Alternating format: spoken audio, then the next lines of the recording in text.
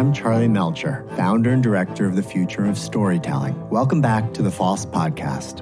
On today's episode, we'll be exploring the relationship between culture and politics. And here to join me is musician, filmmaker, social entrepreneur, and Durham, North Carolina City Councilman, Pierce Freelon. For Pierce, art is activism, and activism is art. That belief is embodied in his Emmy Award-winning PBS web series, Beat Making Lab, where he traveled around the world with a musical studio that would fit in a backpack, visiting different countries and engaging in cultural exchange through hip-hop music. Alongside Pierce's academic work at UNC Chapel Hill, Beat Making Lab served as an inspiration for the creation of Next Level, a collaboration between UNC and the U.S. Department of State that leveraged American hip-hop culture as a means of foreign diplomacy. The twin narrative of art and politics has continued to define Pierce's professional trajectory. In 2013, he founded Blackspace, a digital makerspace located in Durham and Chapel Hill that provides free music, film, coding, and storytelling workshops to youth of African descent. Meanwhile, he continued to lecture at UNC and made several runs for political office, which culminated with his appointment to Durham City Council in 2020. Pierce Freelon serves as an inspiration for all of us who believe that art, storytelling, and civic engagement can lead our world to a brighter future. And it's my pleasure to welcome him to the Future of Storytelling podcast.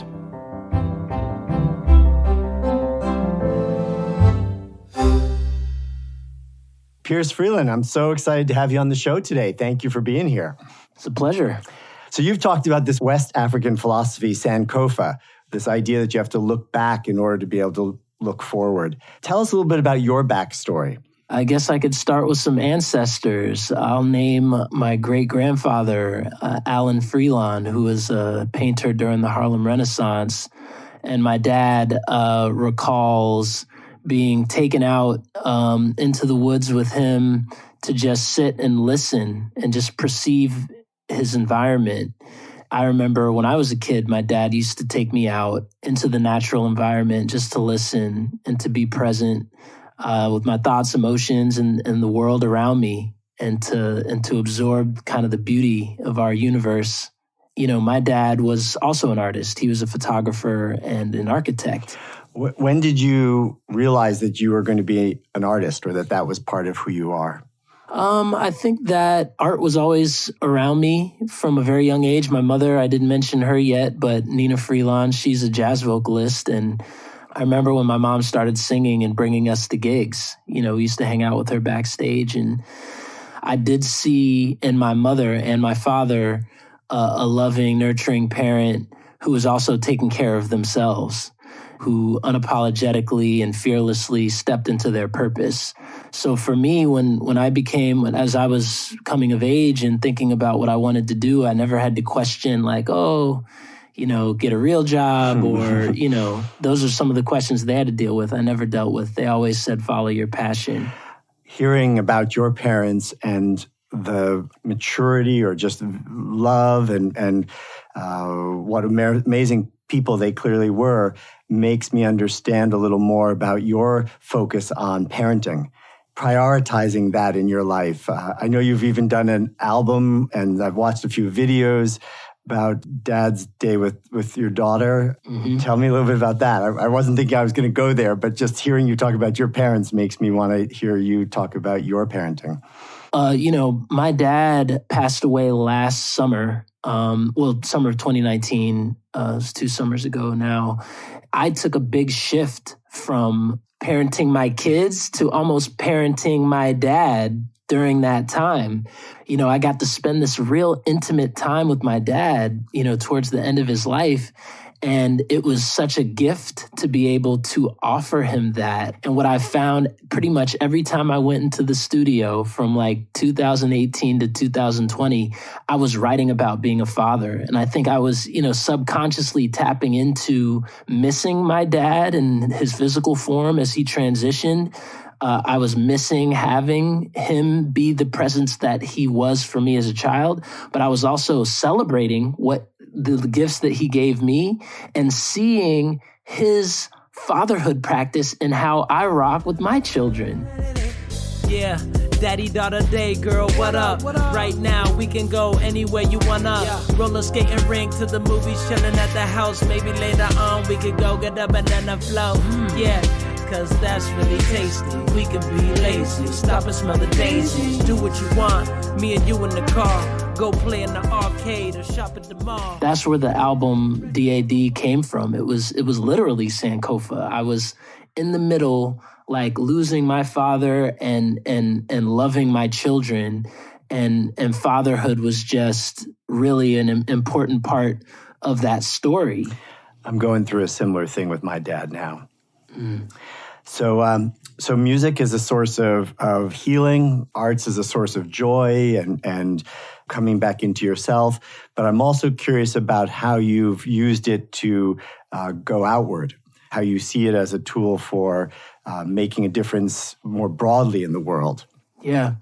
Well, Charlie, before we jump off, I just want to acknowledge that I feel some emotion swelling in you and can only imagine what, from the little I know about you as a storyteller, how it may be impacting you to hear my journey. Here's the thing about grieving.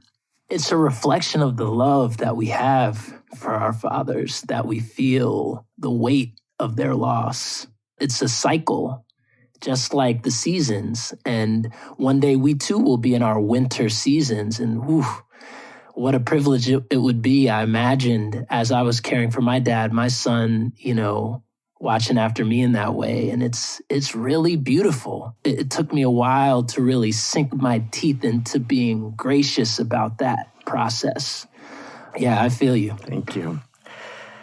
Whew. Okay, well, I think you should just take over this interview. You're doing a better job.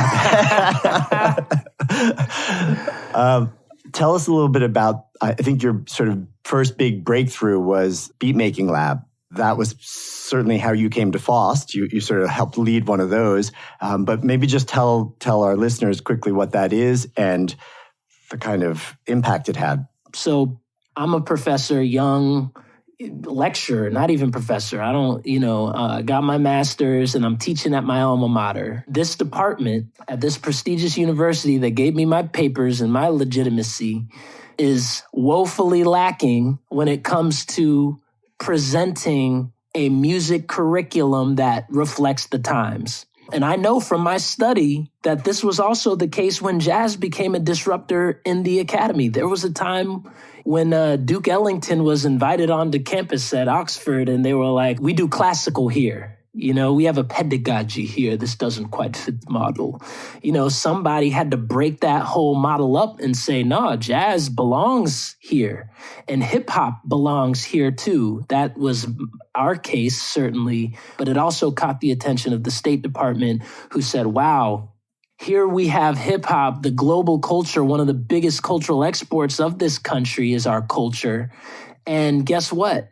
Hip hop, dance, graffiti, b-boying, emceeing can travel some places that diplomats can't go and can connect with some audiences that want nothing to do with the United States politically, but are culturally aligned with the Black youth culture of this country.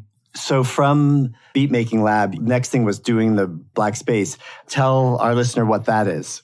Yeah, Black Space is a digital makerspace. We work with youth between the ages of like 12 and 20, and we teach them things, digital, virtual, technological things, music production, coding, 3D printing. We did one on workshop with middle school age girls on cryptocurrency and cybersecurity, working with kids of African descent, trying to both bridge the digital divide and make sure that Black folks have a space and to give us tools to radically imagine and manifest the futures that we deserve.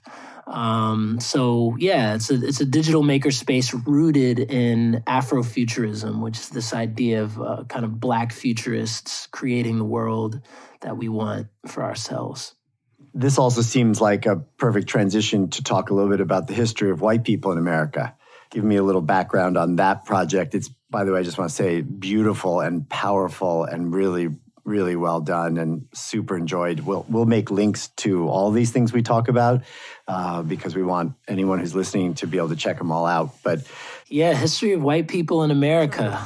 Skin color didn't make a difference, no matter what hue your flesh was tinted in, because your complexion wasn't kinship, and pigment was insignificant.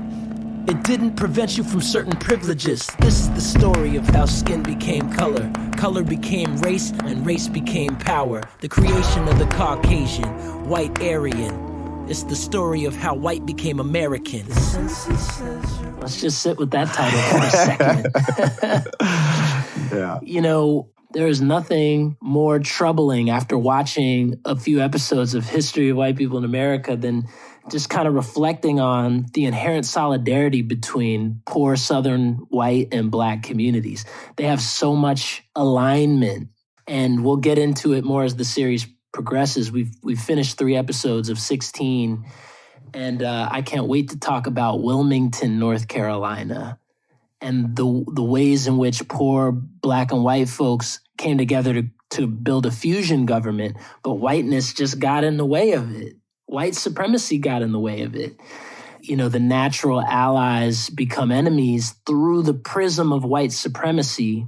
This is that story. History of White People in America tells that story through hip hop. I mean, honestly, it was the best thing I've watched, since going to Hamilton. I mean, that's kind of how I felt. Like, this is so beautifully told, so powerfully told, such creative storytelling, and like the form and the content were so perfect together. I'm glad that it resonated. Our goal is to keep episodes around 4 to 5 minutes. That's a storytelling tool to be told in a way, with music where it kind of sticks in your head and is able to be absorbed emotionally through this universal language that we talked about. But then also the module of animated, that's the other piece, animation.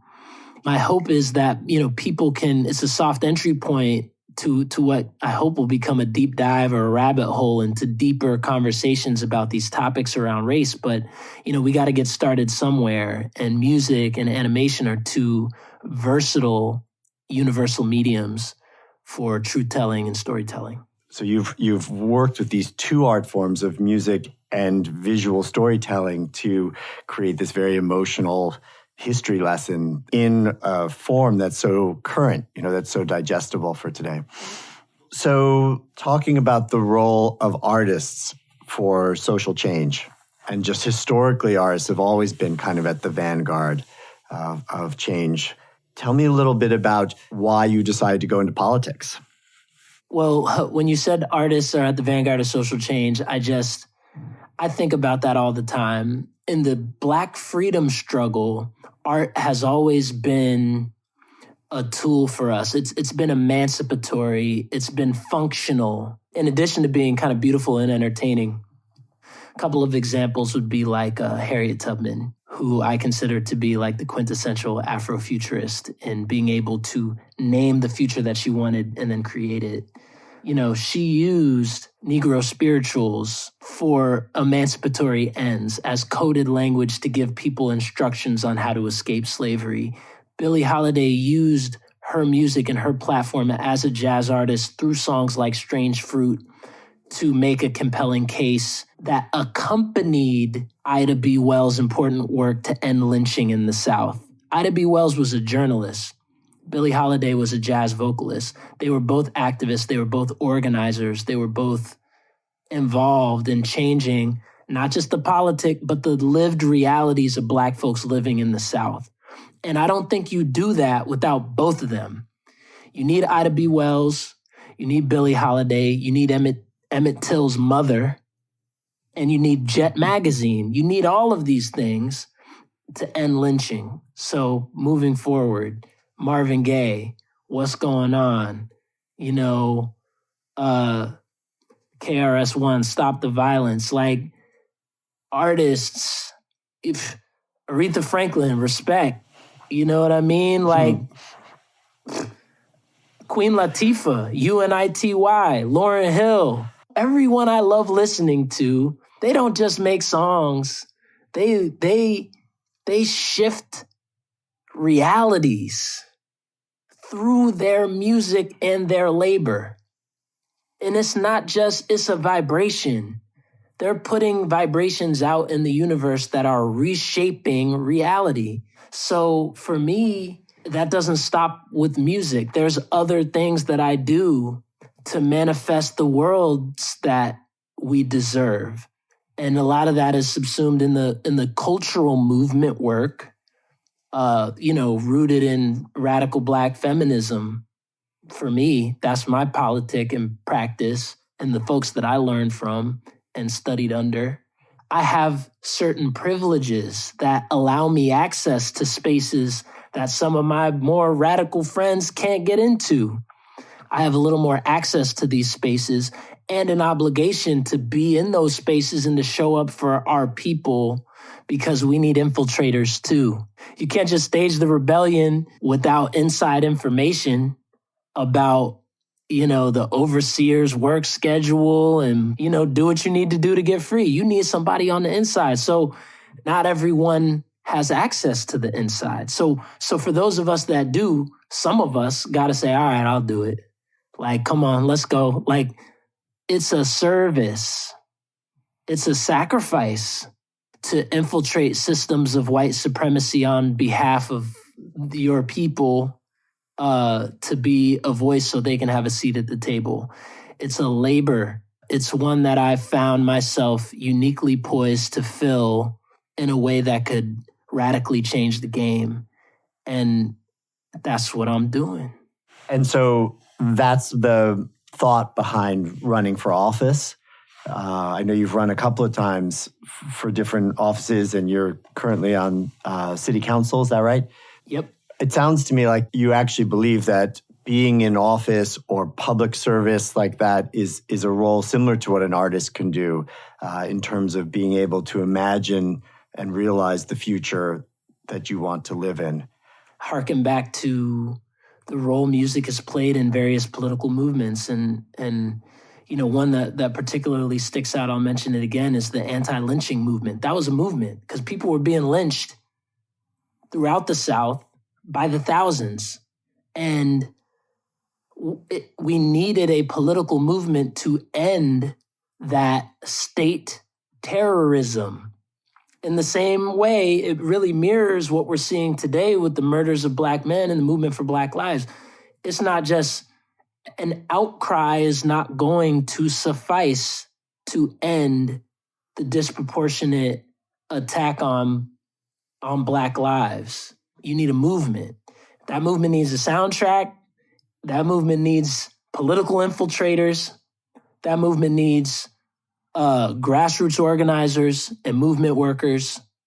It needs political appointees and actors and gatekeepers that understand the depth of what the issue is and the source of the solution, which is in the folks closest to the pain. Yeah, that's something that's really missing in politics, local, state, national. And so that's something that I hope to, again, planting seeds.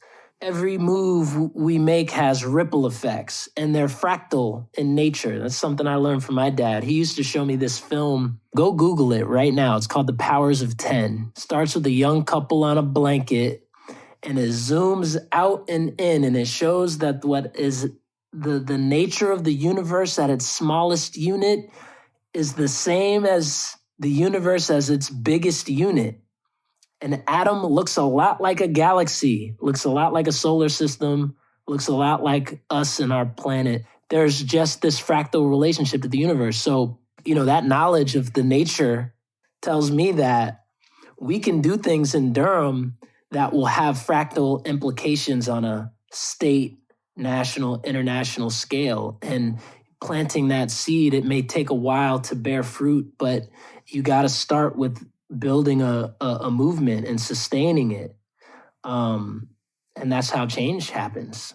That helps me understand your focus also on local, right? A lot of what you're doing is geared towards Durham and Chapel Hill in North Carolina. And I mean, there's that old adage that all politics is local, but it's not just politics here. It's change and innovation and movement building. This is a good segue too to some Sankofa stuff. Look back. Now, my parents always told me, follow your purpose. So I never had a problem deciding. My problems and decisions were always in abundance.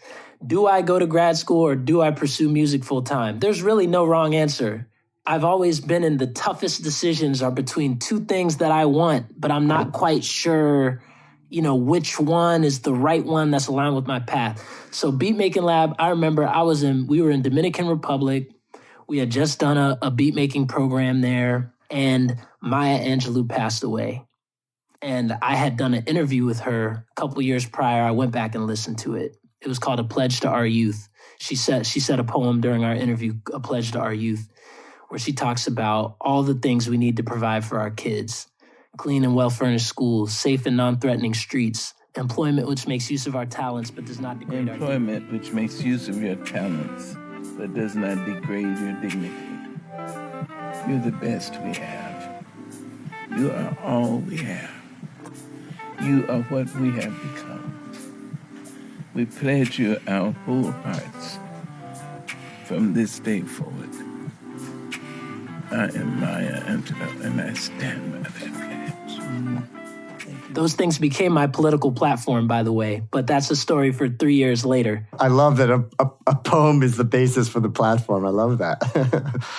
And so anyway, I did an observation. I looked around myself. Dad out in the woods, sit, be present with your feelings and your grieving. Look around. What are you doing?